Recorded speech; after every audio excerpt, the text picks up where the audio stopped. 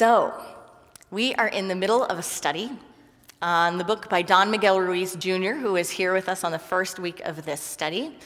And it is on the book Mastery of Self. This week, we're on chapter 5. And if you have missed the series, don't worry. You can go back on our Facebook page, on live stream, on the website to the YouTube archives, and you can view all of them and catch up with us. If you are online, you can join our online study group, and anyone can feel free to do that. That's a way to take it deeper, either grabbing yourself a small group, hopping into one, or jumping online with other folks, or calling someone, a friend somewhere. They don't even have to live in this state, and say, hey, want to read a book with me? Want to do a book study with me? And just engaging each other and supporting each other in that. So, here we are on week 5, spotting the triggers and maneuvering the traps. Is there anyone here in this room that has triggers or has ever been triggered? Did anyone find that this week you had a divine appointment with triggers? Sometimes that happens. When you engage in the process of working something, it allows the something to come up and to bless you. Did you feel blessed by that? Were you able to maneuver? That's what we're going to dive into today, maneuvering through those. Last week we talked about the first week we talked about domestications and attachments. We've talked about managing the self, managing others. We've talked about giving and withholding our love and the ideas of unconditional love and conditional love. This week, we're talking about a real deep degree of awareness and mindfulness around how we react and how we respond, how we are made up. So each one of us is a history and a series of experiences and beliefs. And when we feel triggered, something in our identity schema, something in the idea of ourselves or what's right and what's wrong gets rattled. And when that gets rattled, we find ourselves emotionally reacting and responding. Now, that isn't always a problem, but it can be, right? Do you see anything going on in yourself or in today's world that alludes to the idea that there may be a problem with emotionally reacting to things? I'd say so. I'd say that emotional regulation is something that is under-taught in our society. It would be great if there was a class from kindergarten on about emotional regulation, right? Because when we don't have that mastery, what is at risk? When we don't have mastery over emotional regulation, what is at risk is that we can destroy relationships, we can destroy opportunities, and we can inflict harm and suffering on self and others, no? We can begin to live a life not of the one we dreamt of, the one we dream of, the one we vision, but we can begin to live a life based on our problems, based on our reaction, based on our lowest vibrational field, our lowest consciousness, based on all the stuff that we'd like to just say, ooh, I wish that day I had just stayed home. I wish I had just skipped that. I wish I had just kept my mouth shut. I wish I had prayed. I wish I had meditated. I wish I had better tools and skills. If you don't ever find yourself saying that or wishing that or hoping that, there might be some looking to do. And you could check with someone who loves you very much and let them know you're really safe right now. And I just want to know, do I have any triggers? Do I have any things that just get everything about me up in a bunch? It doesn't feel good, does it, to feel out of control, to feel like your emotions are having their way with you, and that you really have a higher way you could show up to yourself and to others and to the world, but you're just not able to harness it. You're just not able to demonstrate it. That's what Don Miguel Ruiz Jr. talks about in this chapter. He says, you are sure to encounter many situations that have the potential to hook your attention and knock you off balance. One of the pillars, he says, of the mastery of self is learning to spot the triggers and maneuver the traps that are waiting to hook you. And nothing can help you more in this process than becoming aware of your emotions. He goes on to say, you won't even realize you have an attachment until an event triggers an emotional reaction in you. Anytime you feel a burst of anger, frustration, guilt, shame, or any number of other negative emotions, that's your cue to look in and see what's happening.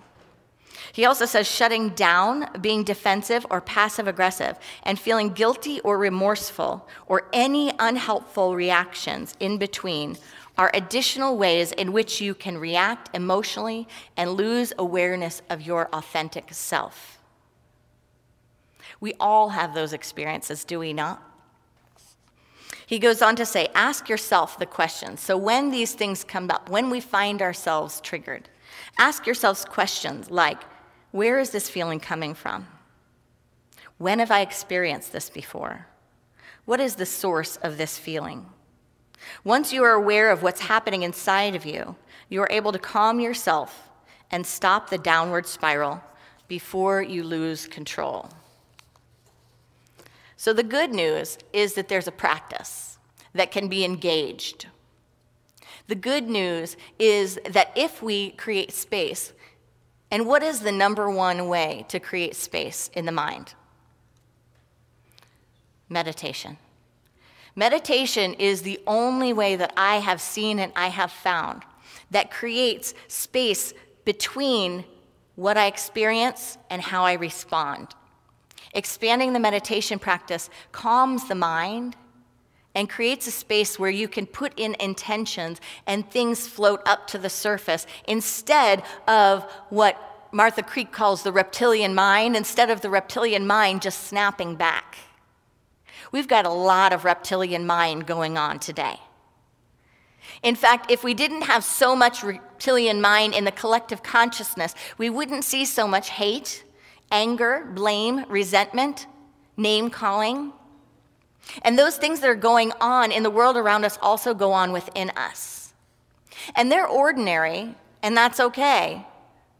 But we're not here to be ordinary, we're here to be extraordinary. We're here to be spiritual humans living this existence, not to be humans trying to be spiritual. We don't need to be confined by these limitations.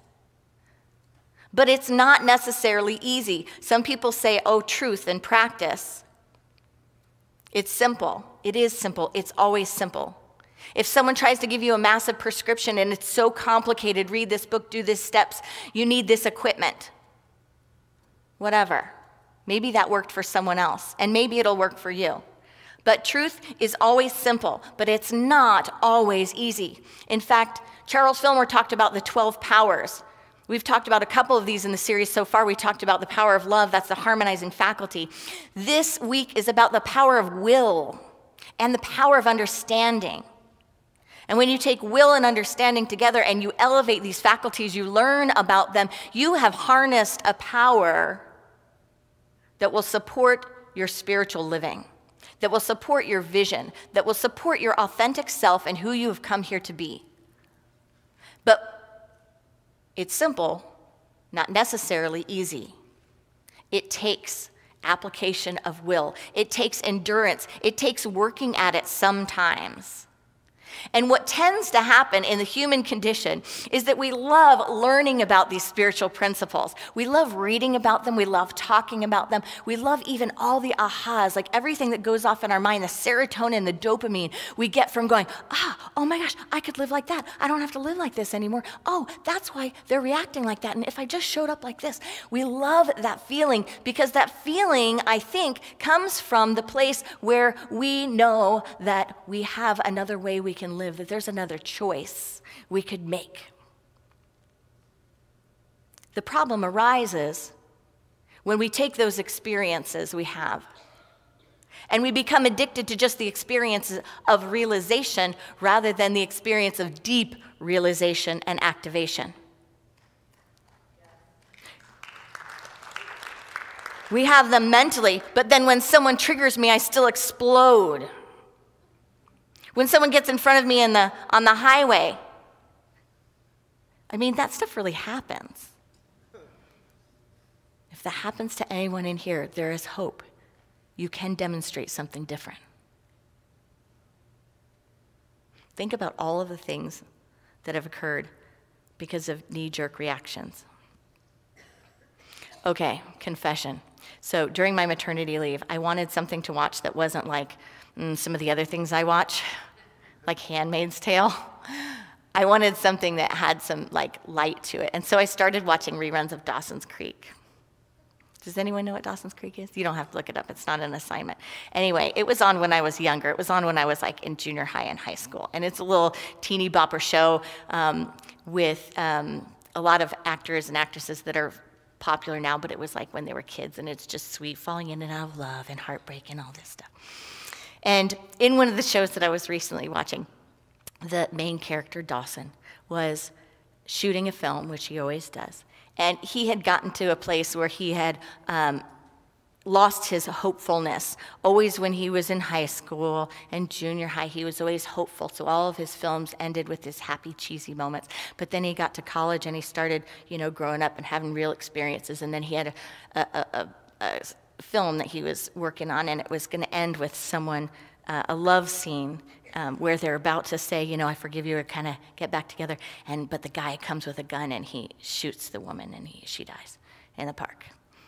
And he has this moment of remembrance. His long-time love of his life comes through this scene when he's getting ready to shoot the end of it. And she says something about how maybe she's a sign, because he wasn't feeling connected with the ending. And she says, maybe I'm a sign.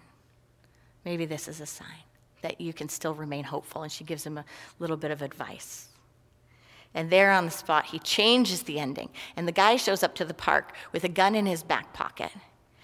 And he engages the girlfriend or the wife or whatever it was in the script, who's sitting on the bench. And the first run of it is he's about to take her out. And instead he leaves the gun in his pocket. And he accepts her apology, and something entirely different happens. And then it snows. And they all just make it up on the spot and walk into the snow set.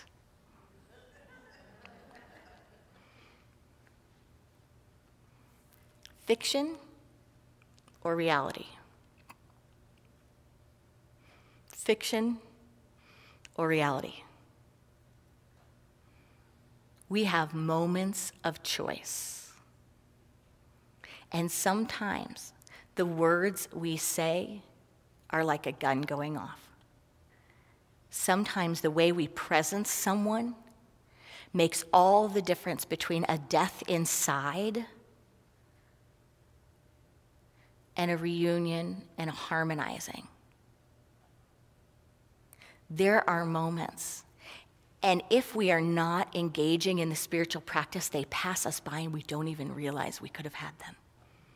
But there are moments where we get to choose. And if we are asleep to those moments, we will have an ordinary life. And sometimes that will mean we cause and create suffering that never needed to happen. And we can't take that back. There was a story that has always stuck with me about a little boy and his father, and he was trying to teach him mindfulness. It's like a Karate Kid type story, and every time the little boy got angry, the father said, go take a nail and go out to the fence and hammer the nail into the fence. And the kid was working on emotional regulation, and he, got angry again, exploded outside of everything, and then Dad said, okay, go get your hammer and your nail, and he went out. Soon the boy just started doing it. He'd have the reaction, okay, and he'd do it. And while he hammered, his dad told him to be mindful, and he was. And so after a little while, they kept doing this, and the little boy finally mastered it. And the dad said, for every time you master it, for every time you're able to pause and have a mindful reaction and be able to respond and speak rather than just emote, you could go take a nail out of the fence. And so the little boy started having more nails that he would take out of the fence than put into the fence. And at the end, after he was taking the last nail out, the dad grabbed his hand and walked him over to the fence and said, take a look, son. And there was the fence with a bunch of holes in it, right? And there's two ways you can see it. The holes let the light through. But the father also said to the son, you may be able to take out the nails, but you can never remove the holes. The damage is done. What was done was done. That's the reality of what was done. You can take out the nails, but you can't take out the holes. Now, we know in truth and in our spiritual practice that it is each of ours to look at what our holes are and fill them up. Fill them up with love, fill them up with light, and recreate from a space where we are not having injury. But what happens so much of the time is that when the triggers arise, we have spent all this time preparing for them, right? Reading about them, getting ready. But when they arise, we say, no way, or we're completely asleep and we don't even realize it. We don't even realize it. We just become consumed. And as Eckhart Tolle teaches, we engage and inflame a pain body, and nothing can argue or talk to a pain body. The only thing that can happen is a moment of grace and a moment of mindfulness. So can we take these tools and instead, when we find ourselves triggered, can we engage a mantra and use words like these? This is the opportunity I've been waiting for. This is my opportunity. There is an opportunity here. What I thought this is about is not what it's about. This is about the opportunity for me to practice and demonstrate what I know and what I've learned when it's up for me. I will never be able to practice it or demonstrate it when I'm thinking about it, reading about it, in my therapist's office, talking to my girlfriend about it. I will only be able to practice it and demonstrate it when it's up for me.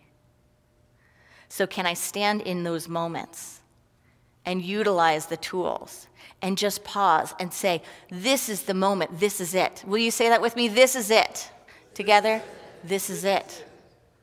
Say, this is my opportunity. Together, this is my opportunity. And allow your mind to be transformed. Allow your mind to be transformed. The kicker is to remember that this is the moment I've been waiting for, to no longer fear it or dread it, but to master it, to begin to take the steps to show up differently. So what are some of those steps, some of those tools that he shared with us? One is going from the head to the heart.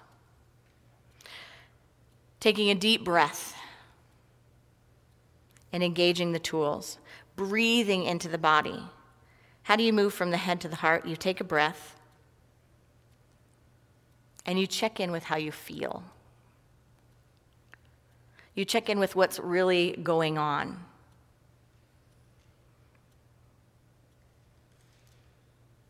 You recognize that you're at risk in that moment for falling into a trap. And you allow the breath to create space. You engage then from the breath. You engage the tools. One of the tools is awareness, and not the awareness that we generally speak of, but this is body-mind awareness. This is the awareness that goes from the head to the heart and then asks the fullness of your being, what am I feeling? Where am I feeling this? Do I feel any part of my body that feels tight? Can I feel this in my solar plex? Can I feel this in my stomach? Where do I feel this? When have I felt this before? What age does this feeling or this reaction seem like? Does it seem like I'm reacting like when I was 14? Do I feel like a 20-year-old? Do I feel like a 6-year-old? When have I had this whole story, the framework? Not the details. The ego will get caught on the details. The soul will look for the pattern. How many times have I had this pattern? How many times has this been the story? How many times has this been the plot? How many times has the scene gone like this with different characters, different words, different script?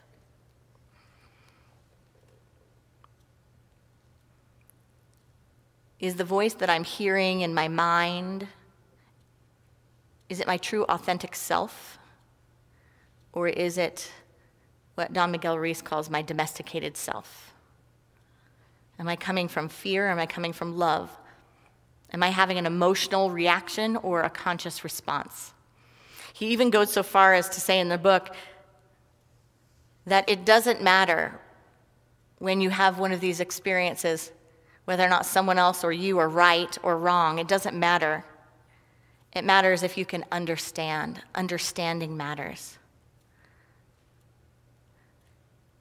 So can you breathe into your calm nature? Can you show up in a whole different way? It is rare to be aware of an opportunity in the moment you're triggered.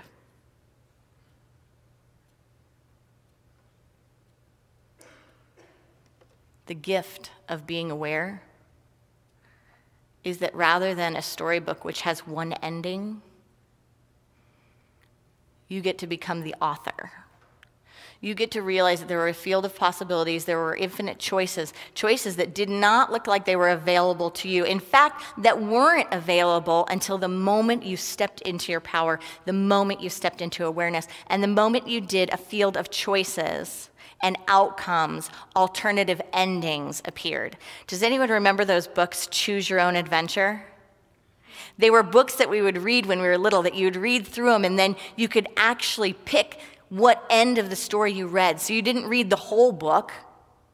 You got to a certain point, and then you made a decision. And then the whole story ended differently. Amen? Yes.